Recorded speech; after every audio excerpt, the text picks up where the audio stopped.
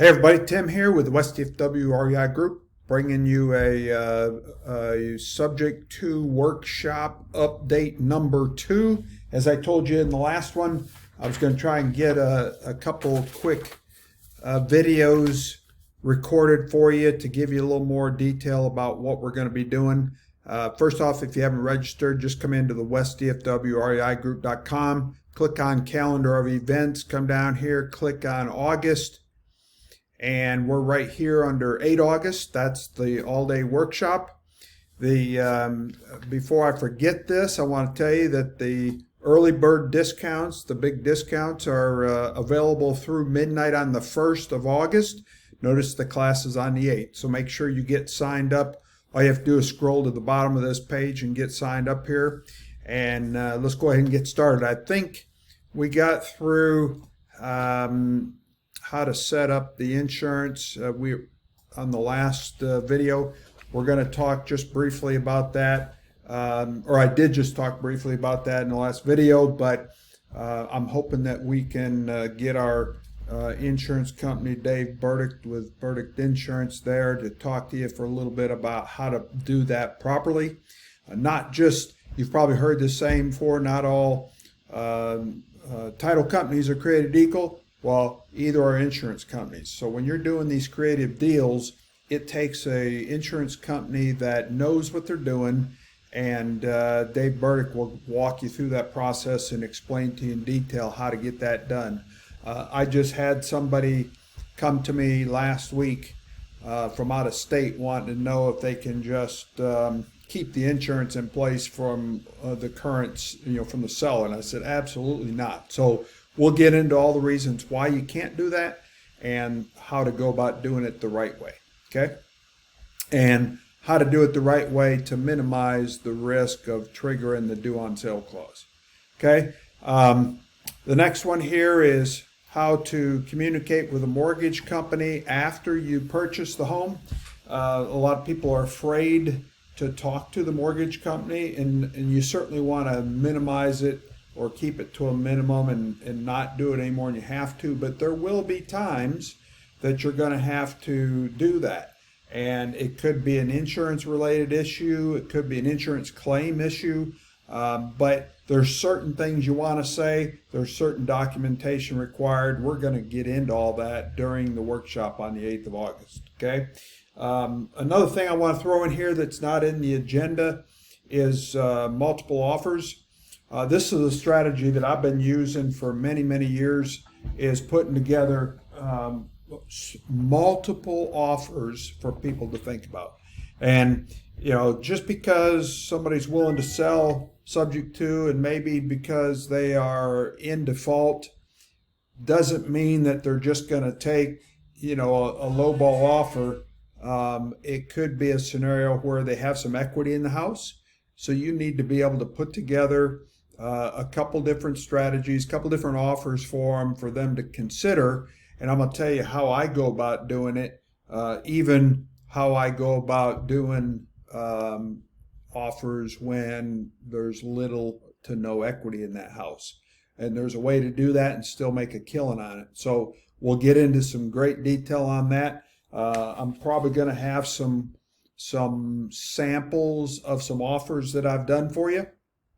And I believe in the last video, I also told you that we're going to have some contracts to go through, some real live deals that I've done. And I'm trying to generate some new subject to contracts, new subject to leads right now to hopefully have available in the class to show you more or less real time what they look like and how I analyze them and so forth. The next thing I want to address is a couple of key bullets after closing, some things that you want to make sure that you do, and how to go about doing it with changes of address, why that's so important, and also making sure that after closing, go through your documents and with a checklist and make sure that you have everything you need signed. Because many times when you have a subject to seller, many times they're leaving town. They may have had a job offer or may have lost a job and leaving. Sometimes they're just so stressed over the whole situation that they're not thinking about things and they just leave. So it's very important that you review those documents, make sure everything got signed, make sure it's all correct, and that way it's easier to follow up with them while things are still fresh in their mind. Okay, very important. We'll get into some more detail on that. Another thing that's crucial is the escrow refund letter. Making sure that the seller understands what that letter means, and what you have to make sure you have it filled out correctly and that they understand it. So the last thing you want to do is have any kind of escrow refunds if it's an escrowed account, which most are these days. If there's any kind of refunds coming, you want to make sure you get that refund and not the seller.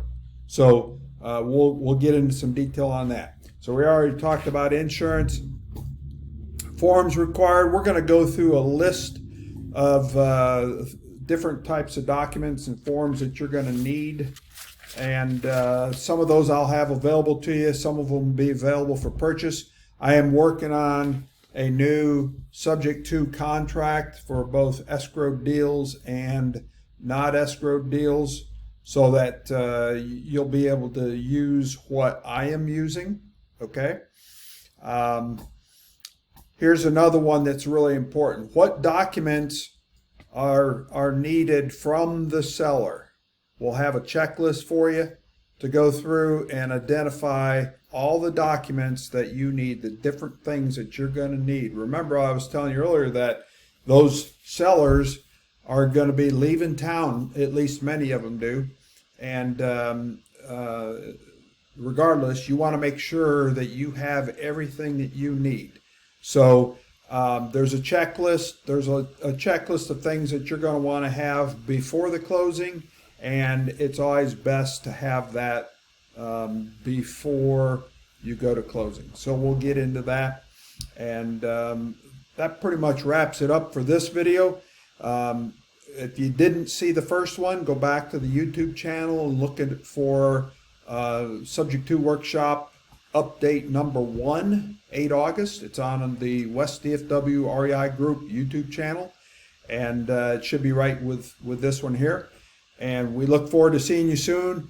If you haven't already registered, make sure you get registered at the bottom of this calendar page on the group calendar, and go get signed up there. There's the agenda.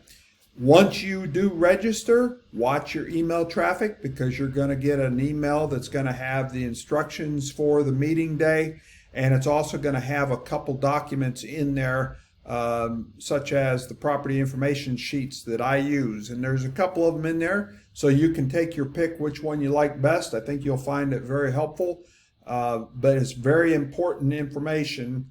And as a matter of fact, there's a YouTube video on the channel on how to go about filling out that property information sheet so that you get all the information that you need to determine if it's a good subject to deal or not. Okay. Again, here's the agenda. As it stands right now, we were hoping we were going to be able to do a physical meeting type of workshop. Unfortunately, as of today, which is the 7th of July, it's not looking real good like we'll be able to do a physical meeting with social distancing rules and wearing masks and stuff. So unfortunately, this is probably going to be a virtual event with Zoom. We'll make it work.